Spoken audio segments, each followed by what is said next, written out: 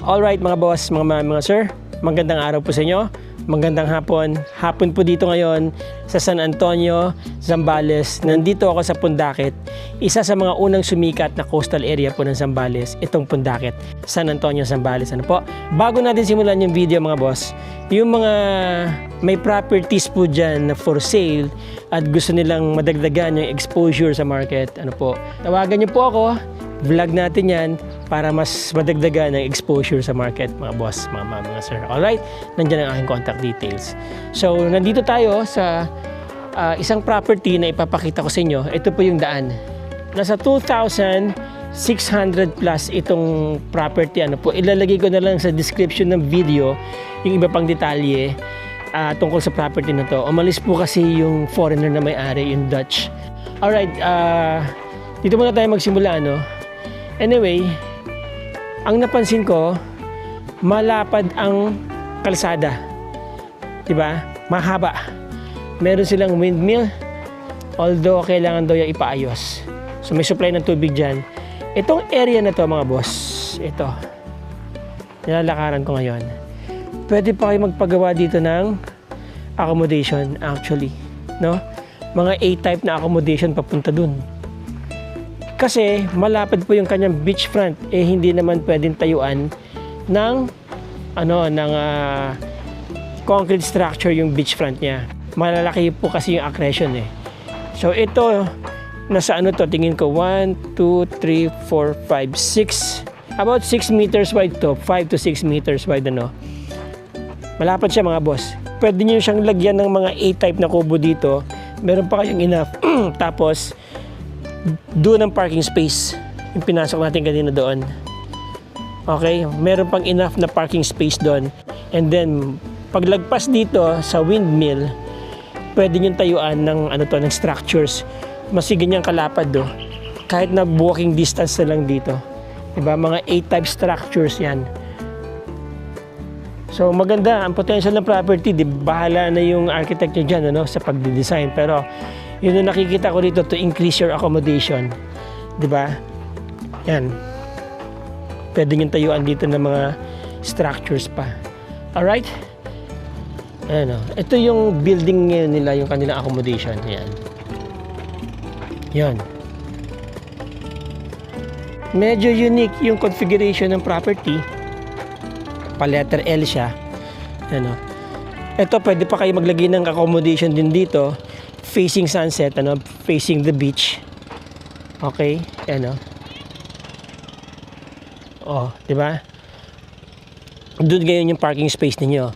Paglagpas ng windmill. Alright? Gated po yung property. Naka-fence lahat. By the way, nabili po nila ito year 2005, 4 hectares. Tapos sinubdivide nila, ito na lang po yung natitira. Yung may-ari gusto na mag-retire, kaya binibenta niya na to. Dito pwede kayo magpatayo dito ng mga accommodation din, pero dapat hindi permanent, hindi fixed structure or concrete. May mga nabibiling mga kubo-kubo na modern ngayon na pwedeng lagyan ng aircon. Pwede nyo palagay yan dito mga boss, to increase your accommodation capacity. Yun. Ito po yung building mga boss. Yan.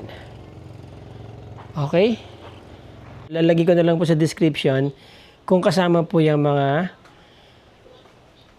gamit. Diba?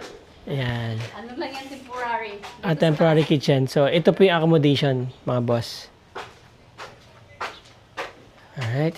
Ayan. Ito yung kitchen, sir. Maganda tong kahoy niya, mama. Anong kahoy ito? Hardwood? Yan, swimming pool mga boss. Yan o. Asa pa makina nito, ma'am? Dito pang house. Wow. So habang nag-swimming pool kayo dito, nakatapat kayo dito sa island. At dito, makikita nyo rin po yung sunset. Diyan ang sunset mga boss. Yan. Diba? Yun, no? Alright, now here, meron silang dining area dito mga boss. Yan.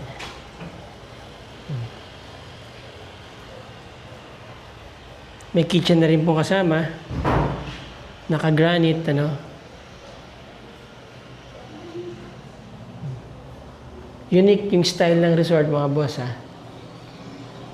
Oh. Diba? So, kita nyo ang sunset, kita nyo yung island mula dito habang kumakain kayo. Alright? Yan. Very cozy mga boss. Okay, ganun din po dito sa kabila.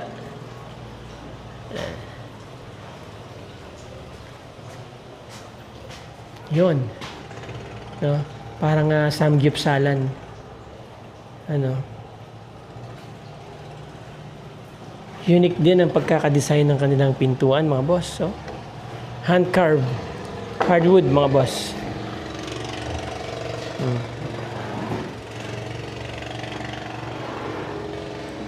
Okay.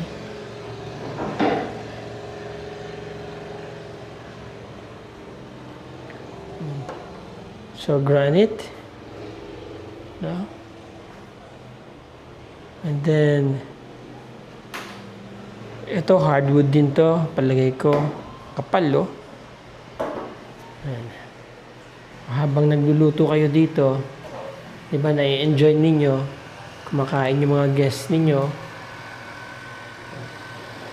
na-enjoy nyo yung view dito, di ba?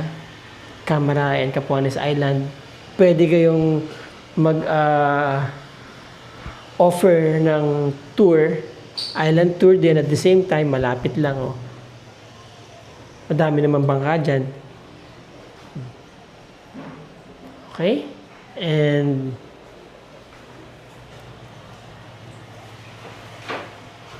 so, authorized personnel, mga linians sila dyan nakalagay. Pwede po ako umakyat? Yes. Alright. And upstairs, mga boss. Wow.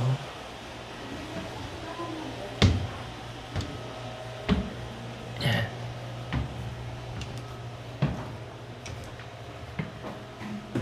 Alright. So, meron dalawang rooms po dito, mga boss. This one. May sariling toilet and bathroom. Ganda, ha? Yun, no? Puro salamin. Alright. May sariling lababo. May sariling ref. Okay. May loft. Air-conditioned, of course. And from here, meron kayong access. Wala. And from here, meron kayong maliit na balcony where you can enjoy the sunset. Andyan, bababa ang araw mamaya. Minsan po kasi nandoon yung araw. Depende sa panahon eh. Depende sa season, depende sa buwan. Ano po. Nagsisimula yan doon hanggang dito. Yan. Yung sunset. Alright, yan. So, malapad ang inyong accretion na yan, no? Okay.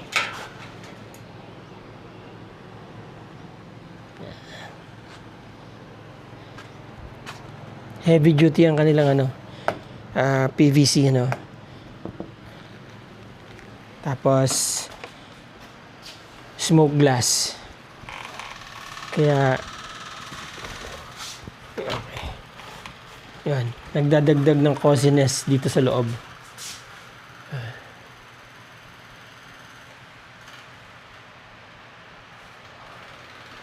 So, may loft po dyan, ano. Tapos may aircon doon. Alright. And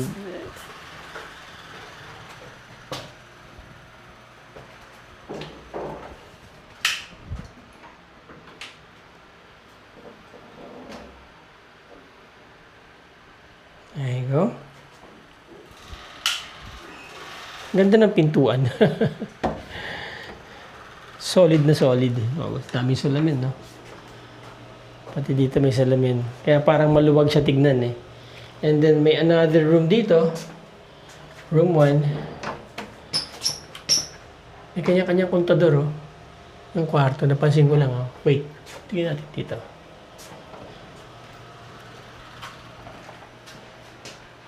Ayun oh, meron din. No? Ibig sabihin, pwede kayo magpa-transient dito. Bayaran nila yung kuryenteng na konsumo nila. Ayan oh. Okay.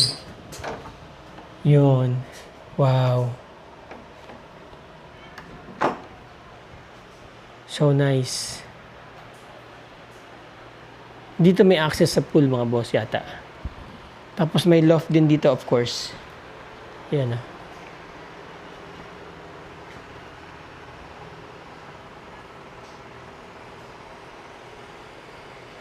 May kama rin dito sa ilalim.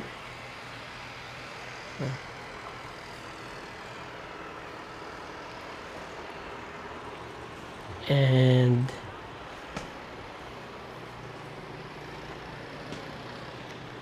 of course, meron din kayong view ng islands, no?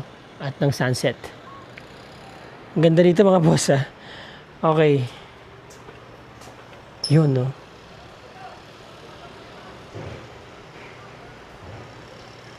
May wifi na rin.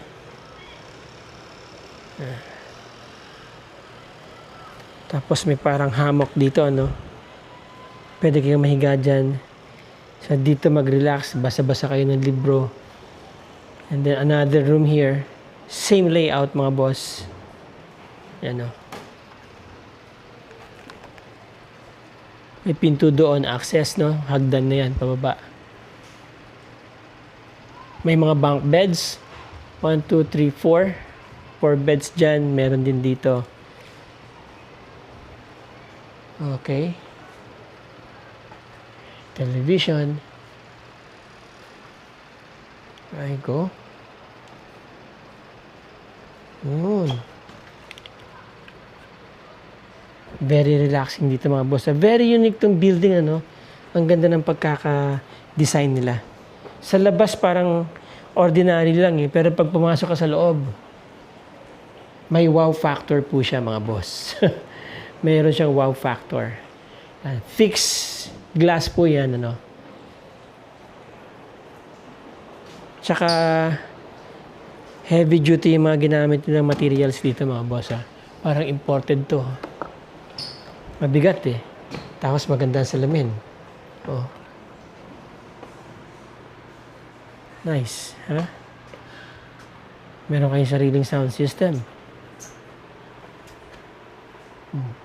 By the way, mga bunk beds din doon, ceiling fan, air conditioned, ano po. Meron stopper. Door stopper. Alright. Tignan natin yung ano. Ito sa taas. Yan. Diba? So, mula dito sa loft. Oh, may isa pang kama dito. Kaya nito mag-accommodate ng 1, 2, 3, 4, 5, 6, hanggang 8, 10, 10 heads. Kaya niya po mag-accommodate.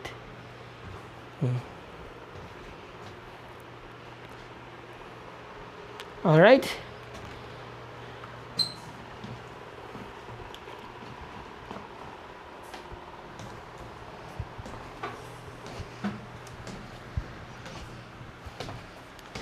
And nandito ang toilet and bathroom. Saan ba?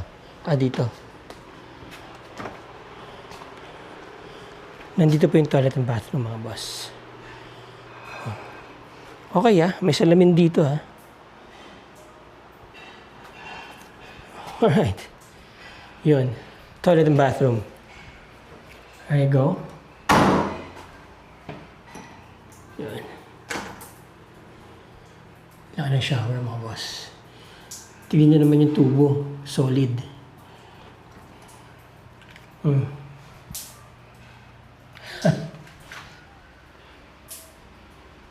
Alright. And connecting tong dalawang kwarto, pwede nyo ring isara, no? Kapag yung kabila lang ang may guests. Ganun din po ang layout ng toilet bathroom dito. Mayroong he and she na lavatory. And yan. Ibang klaseng pagkakadesign ng ano nila ha, ng kanilang CR. Parang industrial ano. Okay. Yan. Very unique ha, pero maganda mga boss. Oh. Diba? Okay, so dito sa taas, tingin ko kaya mag-accommodate dito na hanggang 20 heads, mga boss. Maximum of 30. Medyo siksikan na nga lang, iba dito na matutulog sa baba.